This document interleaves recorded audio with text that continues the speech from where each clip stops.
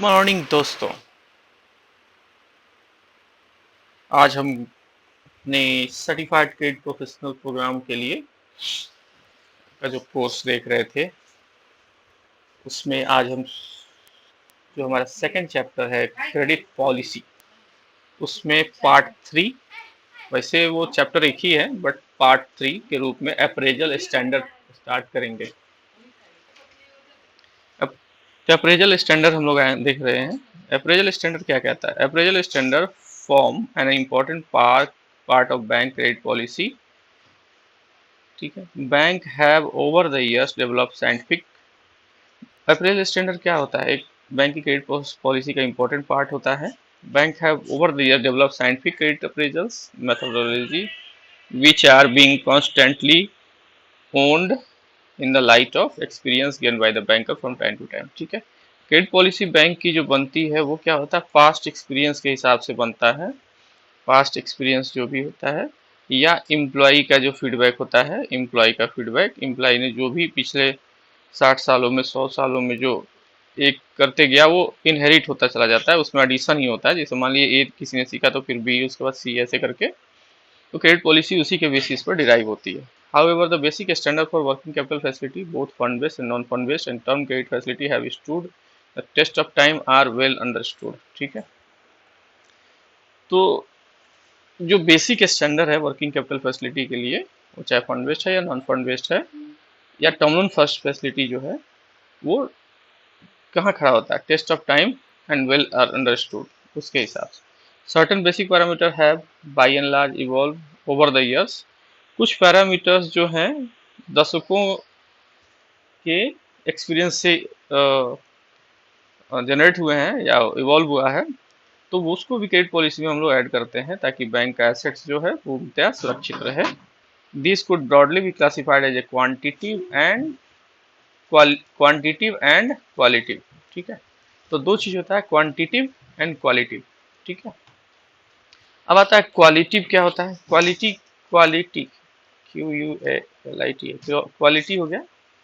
Quality का है qualitative, तो कहता है the proposition is examined from the angle of visibility and also from the bank's prudential level of exposure to the borrower group sector industry. ठीक है, the proposition examine, जो भी proposition होता है is examine from the angle of viability, viability के angle से जो भी एग्जामिन किया जाता है, and also from the bank prudential level of exposure to the borrower group और सेक्टर इंडस्ट्री। तो इसे ही क्या बोलते हैं? क्वालिटी, क्वालिटी बोलते हैं या क्वालिटी ये बोलते हैं। Thereafter in view of taken about our past experience को देखते हुए with the industry if any and the experience with the promoters के साथ, एक्सपीरियंस के साथ, if there is track record to go bye.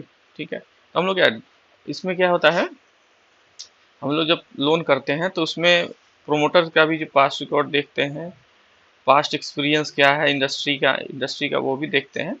तो ये सब देखते हुए ही हम आगे बढ़ते हैं। Where it is a new connection for the bank. अगर कोई नया कस्टमर है, मान लीजिए दो टाइप से होता है, एनटीवी और ईटीवी। ठीक है, न्यू टू बैंक, कोई नया आया, उसने नया खाता खोला तो वो हमारे लिए न्यू कस्टमर है। ईटीवी मतलब existing to bank.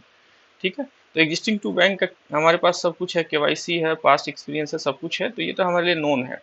But NTV आया तो क्या होगा फिर वहाँ पे? Yes, a new connection for the bank, but the entrepreneurs are already in business। मान लीजिए एनटीबी कस्टमर आया, न्यू टू बैंक के लिए आया, लेकिन वो क्या है, कोई प्रोप्राइटर है, फर्म है, कुछ भी है, एंटरप्रेन्योर है और लेकिन बिजनेस में है। तो confidential opinion report from existing banker and publish data if available are carefully for you. तो क्या होना चाहिए? एग्जिस्टिंग बैंकर से कॉन्फिडेंशियल रिपोर्ट लेना चाहिए। नॉर्मल केसेज में कॉन्फिडेंशियल रिपोर्ट जो है आप एग्जिस्टिंग बैंकर को भेजेंगे तो वो नहीं देगा आपको, तो आपको मार्केट सर्वे करना पड़ेगा। मार्केट सर्वे करिए। ठीक है, उसका जो है अकाउंट डिटेल्स देखिए, उसकी क्रेडिट वर्दीनेस आपको जो है सिविल से मिल जाएगी, और भी बाकी सारी चीज़ें, एक्सटर्नल ड्यू डिलीजेंस है, यहाँ से करवाइए। Publish and data available carefully be produced in case of maiden venture of the proposed borrower single है। In addition to the drill mentioned above, इनके अलावा आपको क्या करना है, an element of subjectivity is required to be introduce. ठीक है, subjectivity का एलिमेंट जो है इंट्रोड्यूस करना है। As scant historical data would be available and weightage has to be placed in impression gained out of the serious dialogues with the promoter and their business contacts. ठीक है। Quantitative क्या होता है, वो तो हो गया। क्वालिटी में क्या करना है आपको, क्वांटिटी क्या देना है, क्वांटिटी कितना देना है। ठीक है, ये है working capital, the basic quantity parameter underpinning the bank credit appraisal are. ठीक है, बेसिक पैरामीटर क्या है वर्किंग कैपिटल के लिए, क्वांटिटी। क्वांटिटी में तो पहला कहता है लिक्विडिटी, लिक्विडिटी होना चाहिए। लिक्विडिटी क्या है, करंट रेशियो 1:3.3। करंट रेशियो मतलब current assets divided by current liability. ठीक है, करंट एसेट्स जो 1 ईयर में आपको कैश में कन्वर्ट हो जाते हैं, करंट लाइबिलिटी जो 1 ईयर में रिपेबल होते हैं। ठीक है, तो ये हो गया करंट लाइबिलिटी। तो करंट एसेट्स और करंट लाइबिलिटी जो होता है 1:3.3 अगर है, will be generally consider as a benchmark for level of equity. Banking standard में करंट रेशियो जो है 1:3.3 एक अच्छा माना जाता है। However the approach has been flexible, लेकिन इसमें भी कुछ फ्लेक्सिबिलिटी कहीं कहीं आती है। एमएसएमई के लिए 1% भी चलता है, 1:0.0 भी चलता है, कहीं कहीं डेविएशन भी है। ये नॉर्मल है सभी के लिए, बाकी हर स्कीम वाइज अलग अलग, कहीं कहीं पे एक 1.00 भी है, 1.21 भी है समथिंग, तो ये देखा जाता है।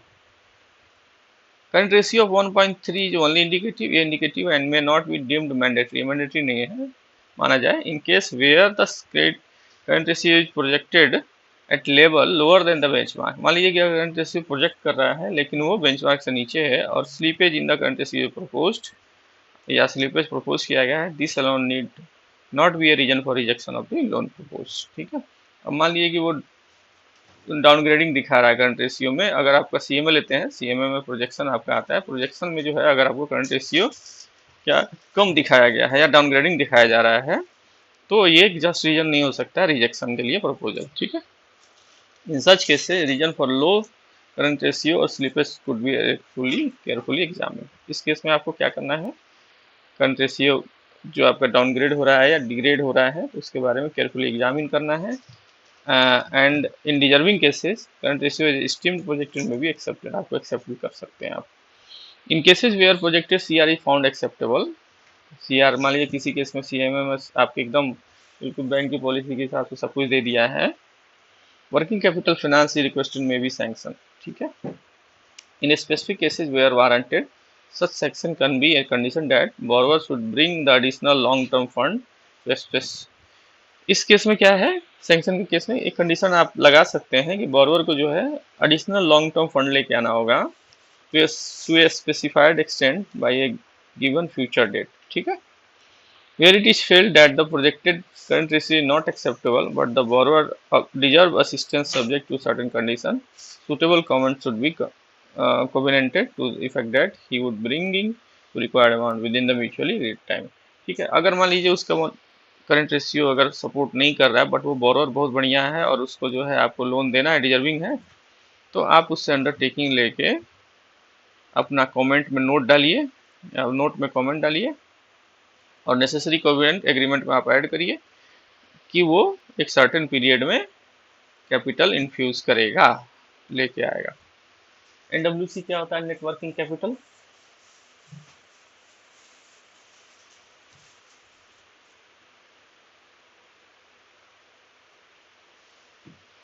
Networking capital by total current assets ratio. ठीक है,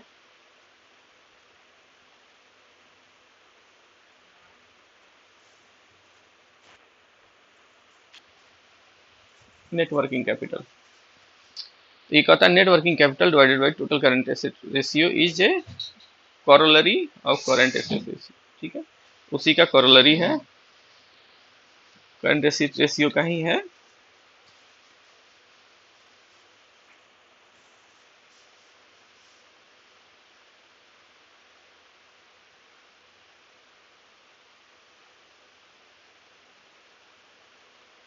परिणाम है। ठीक है, the movement in net working capital are watch to ascertain whether there is a mismatch of long term sources by a long term user. आपको ये देखना है कि नेट वर्किंग कैपिटल को वॉच करना है कि क्या कोई मिसमैच तो नहीं हो रहा है लॉन्ग टर्म सोर्सेज में, long term sources by LTU long term usages. ठीक है, for the purpose which may not be readily acceptable to the bank so that corrective measure can be suggested।